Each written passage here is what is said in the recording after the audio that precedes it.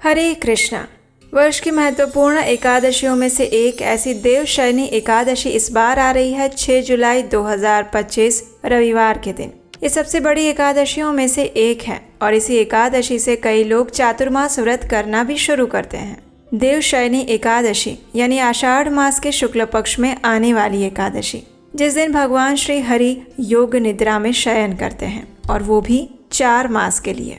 तो चलिए आज के इस वीडियो में विस्तार से जानते हैं कि आने वाली देवशयनी एकादशी कौन से दिन आ रही हैं, उस दिन के शुभ मुहूर्त क्या है और इस एकादशी का महत्व क्या है, क्योंकि तभी तो आप पूर्ण श्रद्धा और निष्ठा से इसका पालन करेंगे ना। तो चलिए आज का वीडियो आरंभ करते हैं। हमारे वैदिक परंपरा में आषाढ़ मास के शुक्ल पक्ष की जो एकादशी आती है उसे देवशयनी एकादशी, हरिशयनी एकादशी, पद्मा एकादशी या फिर देवपोढ़ी एकादशी के नाम से जाना जाता है।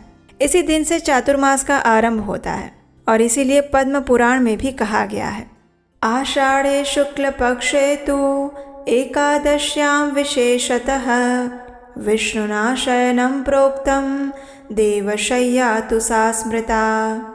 आषाढ़ शुक्ल एकादशी के दिन भगवान विष्णु 4 महीने के लिए योग निद्रा में चले जाते हैं और इसीलिए इस काल को देवताओं का रात्रि काल भी कहा गया है। इस बार ये देवशयनी एकादशी आ रही है 6 जुलाई 2025 रविवार के दिन।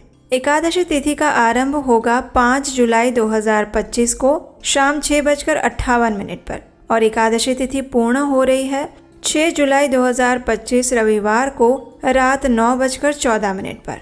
इस एकादशी व्रत के पारण का समय है अगले दिन यानी कि 7 जुलाई 2025 सोमवार को सुबह 5:30 से लेकर 10:11 के बीच में। इस दिन सूर्योदय का समय रहेगा सुबह 5:29 और ब्रह्म मुहूर्त रहेगा सुबह 4:08 से लेकर 4:49 के बीच में।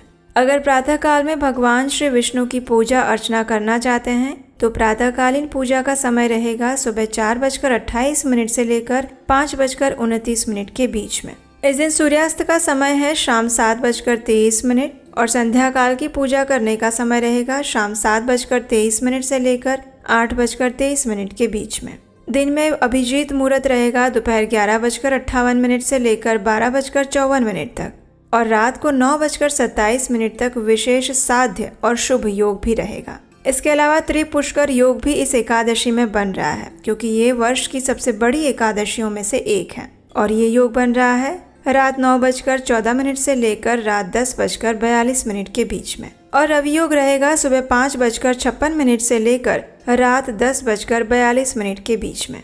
इस दिन राहु काल का समय है शाम 5:39 से लेकर 7:23 तक। इस प्रकार ये आने वाली देवशयनी एकादशी के विषय में कहा जाता है कि जो भी व्यक्ति इस एकादशी का पूर्ण श्रद्धा और नियम से पालन करता है और जो व्यक्ति इस दिन भगवान श्री हरि की सुंदर पौराणिक कथा को सुनता है, उसके सहस्त्र पूर्व जन्मों के पाप नाश हो जाते हैं।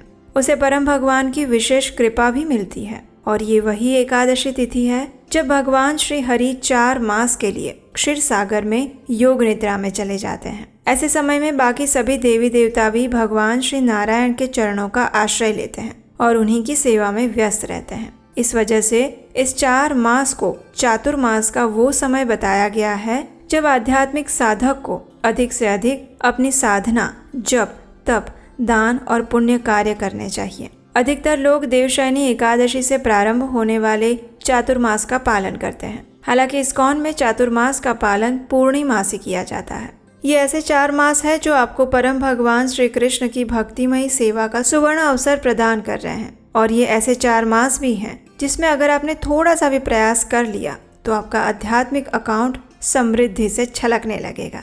चातुर्मास के ये 4 मास हैं श्रावण, भाद्रपद, अश्विन और कार्तिक मास। ये 4 मास वर्षा ऋतु का भी काल होता है। तो अगर वैज्ञानिक दृष्टिकोण से देखा जाए तो इस मास में अपने शरीर का और स्वास्थ्य का ध्यान रखना अत्यंत जरूरी बन जाता है, क्योंकि इसी समय में अनेक प्रकार के मच्छर, जीवाणु, कीटाणु हवा में फैले हुए रहते हैं। अनेक बीमारियां और संक्रमण फैले रहते हैं। इसलिए इस 4 मास के अंदर अगर खान पान का विशेष ध्यान रखा जाए तो आप अपने शरीर को स्वस्थ रख सकते हैं। और यही कारण था कि हमारे बुद्धिमान ऋषियों ने इस चातुर्मास का व्रत पालन करना आरंभ करवाया था।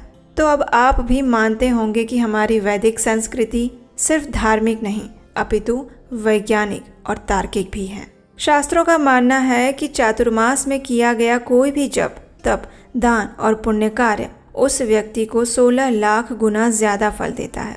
कई लोग चातुर्मास व्रत का पालन एकादशी से आरंभ करते हैं, यानी कि देवशयनी एकादशी से लेकर देव उत्थान एकादशी तक, और इस्कॉन के अंदर हम चातुर्मास का पालन पूर्णिमा से करते हैं।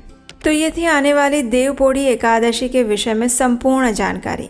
हमें आशा है कि ये जानकारी आपको उपयुक्त लगी होगी, और अगर अभी तक आप इस वीडियो में बने हुए हैं तो हम आपको धन्यवाद देना चाहते हैं, क्योंकि आपने अपने जीवन का इतना समय हमें दिया, और इसलिए हम आपके समय की कीमत करते हैं और सिर्फ वेद पुराण शास्त्र से ली गई प्रमाणभूत जानकारी ही आप तक पहुंचाते हैं, क्योंकि हम समझते हैं वर्तमान समय में धन से भी ज़्यादा कीमत है समय की। समय मूल्यवान है।